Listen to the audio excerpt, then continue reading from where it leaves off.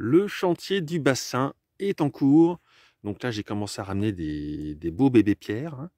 Et je vais en ramener des plus petits pour mettre sur les bords, là, comme ça, là, toc, ici. Et puis là-bas, etc. Donc voilà, c'est parti. Je te filme et je te photographie tout ça. Voici un petit tas de pierres, donc je vais ramener déjà, je vais encore en ramener. Alors j'essaie d'en ramener des grosses, des rondes, des plates, un peu toutes les formes, des petites. J'ai encore un stock de toutes petites à côté. Et tout ça, après, bah, ça va me permettre voilà, d'avoir le choix, on va dire, pour poser au fur et à mesure comme il faut.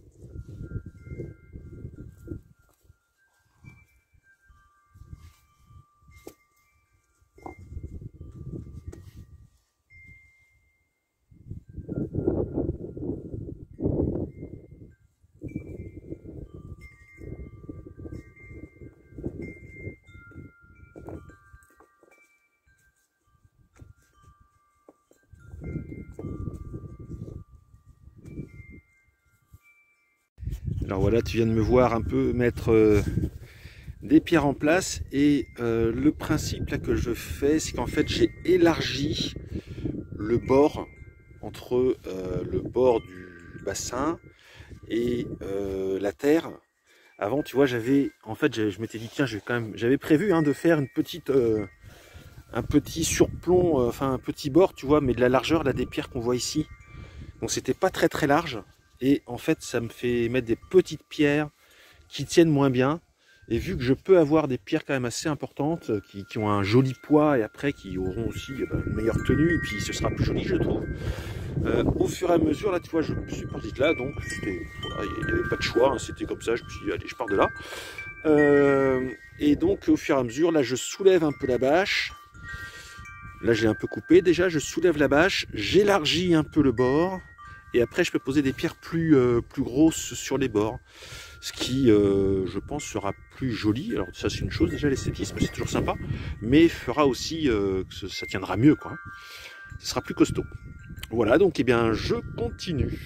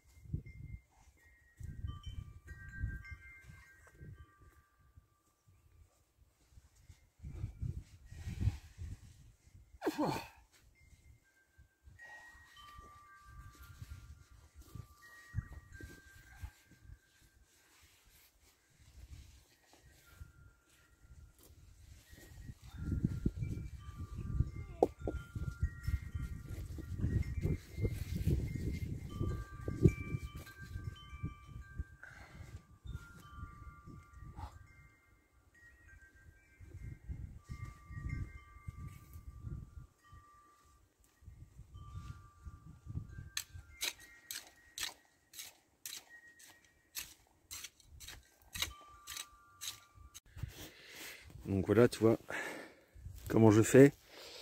J'ai bien élargi. Hop. Comme tu as pu le voir, tu vois.